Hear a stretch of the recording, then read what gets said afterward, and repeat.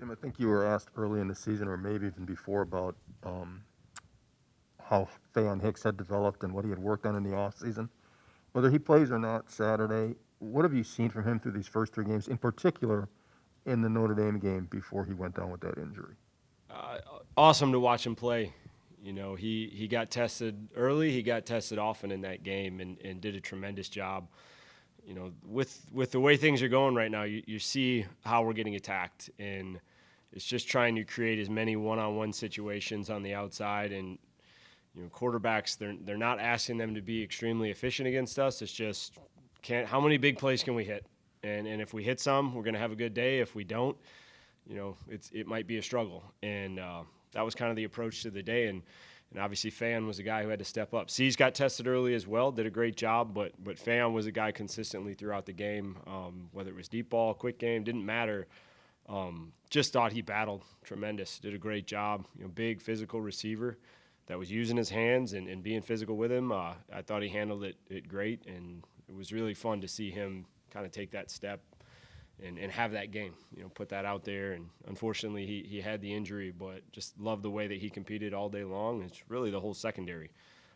Thought the way they did a great job. We have some opportunities we left out there, and it eats at you. But I like the way the guys are competing, because obviously we know with as well as we're playing up front and stopping the run and things like that, that's what teams have to do. And we got to rise to the challenge every week. Jim, obviously everyone understands it's a team game and it takes all three phases. I'm wondering, do you have to have conversations or about guys on the defense not getting frustrated with maybe feeling like we've played well enough to put our team in position to be 3-0, and yet because of some issues in other areas, it hasn't come together? How do you handle that as a defensive coordinator talking to your guys? Yeah, there's always frustration. Our players are smart. You know, they understand football. They know when guys are struggling and when they're performing well. So I think the number one thing is not avoid it, right? We have to play well. We have to do our thing. Defensively, it's one of those where you kind of have to put the blinders on. I don't care if you're scoring points or not, right? Because it changes. How many 51-48 games are lost in college football? You know, like it goes both ways, where you never know how that game's going to play out, and you kind of have to just continue to push. The more points you score, the more aggressive other offenses are against you. You know, with us struggling to score points at times, teams are playing us a little bit more cautious, and it's becoming the run kind of. And how do you isolate guys? Well, that's a big challenge that we have to step up. You know, if the corners didn't play well this game, it could have got really ugly on our side. And proud of the guys for what they're doing. We have to find ways to create more turnovers. We have to find ways to create more possessions for our offense. It is what it is. You know, I've been around a lot of games and won and lost games in more ways than you can imagine. And, you know, you just have to continue to fight and do whatever it takes. Right, do whatever it takes to find a way to get a win on Saturday. That's really the message to my guys. You know, be the ones to set the standard, right? And as a family, you hold each other accountable to it. And if you're not being accountable yourself, then you have no say, right? You don't get to talk in these situations. That's all messaging to the defense right now. Jim, I'm sure it's tough to ask more of them because of how involved they are stopping the run and in the pass rush, but how would you assess how the linebackers are covering passes throughout the season? Because it seems like, especially in the Notre Dame game, depth was an issue on some of those third downs. Yeah, I thought they've done a great job. Obviously, we're aggressive. You know, we want to play match type of coverage, so we're not necessarily asking our guys to get a crazy amount of depth and in certain windows and stuff like that. We want to be aggressive. We want to get after guys. You know, like the way that we competed. I thought they did a great job. You could tell Leo was the first game, you know, but you look at the end of it, he forces a fumble, makes a bunch of tackles, and has an interception that gets called back. That'd be a pretty damn good game to be your first one and be rusty. So I like the way they're playing. You know, obviously there's little things we clean up week in and week out, but, you know, we put so much on those guys, and to see how they respond and consistently just make plays, you're getting really picky to ask them to do a lot more. Jim, we were talking to Paul about Michigan's offense, and obviously it appears they're looking to run the ball a lot this year, but he also said that they will make you defend the whole field. The quarterback, you guys saw him a little bit in last year's game. What have you seen on tape from him, and how do they also like to stretch it vertically? Do you expect that they will challenge you guys as other teams have? Yeah, absolutely. It really is similar to kind of what we've seen from Penn State, from Notre Dame this year, where they are committed to the run. Obviously, the numbers say that they are very committed to the run game, and off of that, they understand you have to do certain things to stop and slow down the run, and they're going to create one-on-one matchups for the receivers, and they like their skill.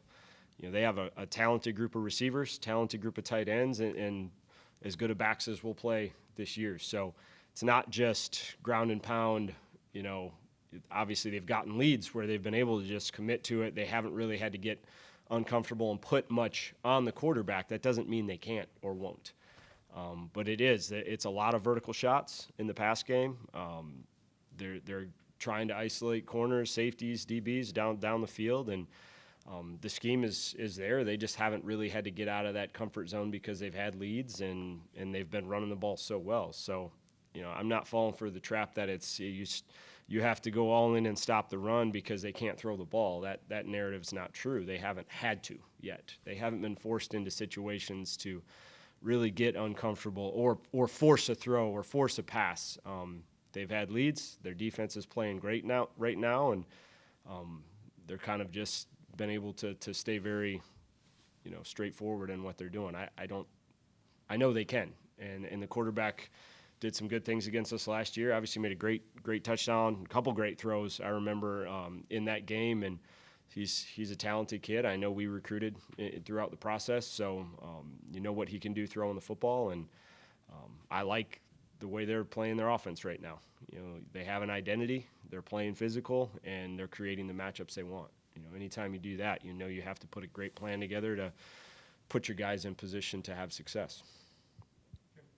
Jim, this program is 9-9 over its last 18 games, which is a pretty significant sample size. And teams around this conference have gone through dips over the years. Is that all this is? And if so, how do you get out of it? I think numbers don't lie. That's what we are right now.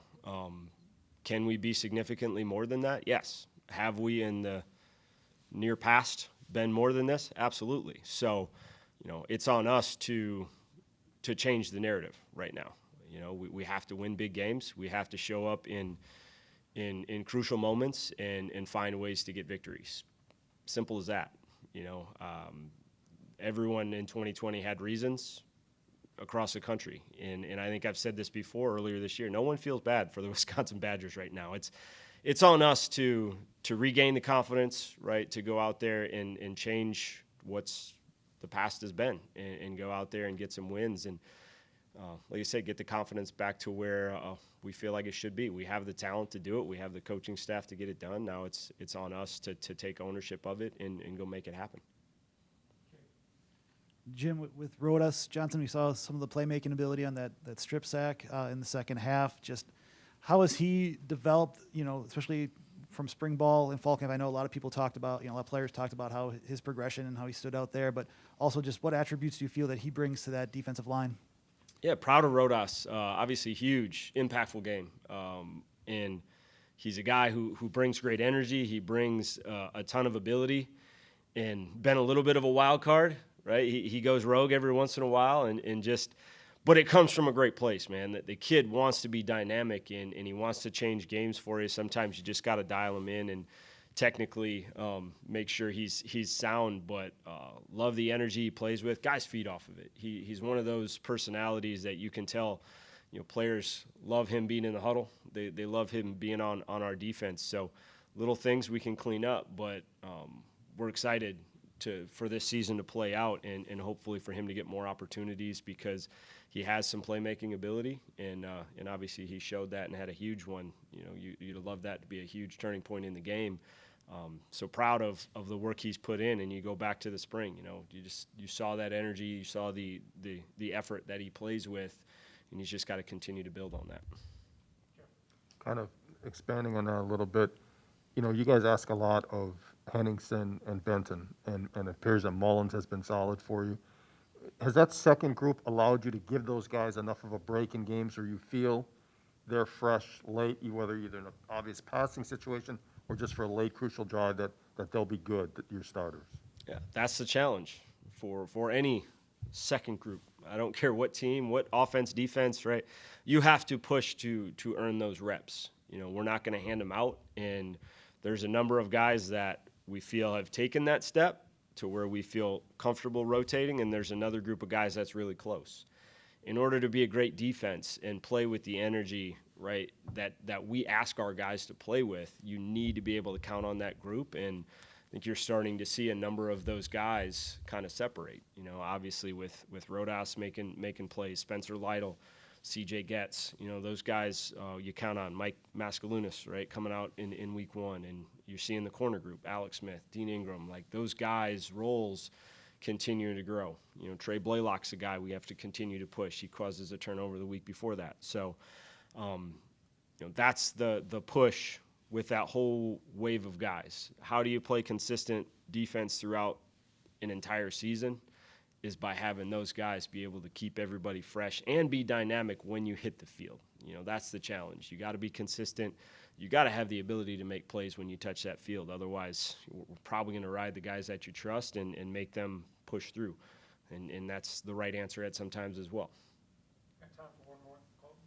Jim, I don't know if you saw what Colin Wilder said after the game, but essentially his message was, this isn't the time to start pointing fingers, and if this loss is what it takes to wake us up, like, so be it.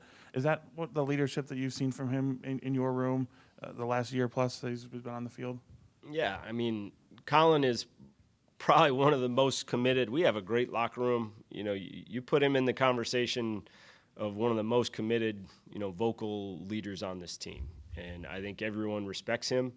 You know, they understand that when he talks, you know, the passion, the message needs to be heard, and he's got everybody's back. So glad he's a guy who stepped up and kind of being, you know, spokesperson for the team. I think guys would gladly allow him to be that person. So, you know, proud of him. You know, he came in here, obviously transferred and bought into everything that we're about as far as the culture and the team. And, you know, I think he's done a great job of leading this group and trying to bring everybody along, go in the right direction.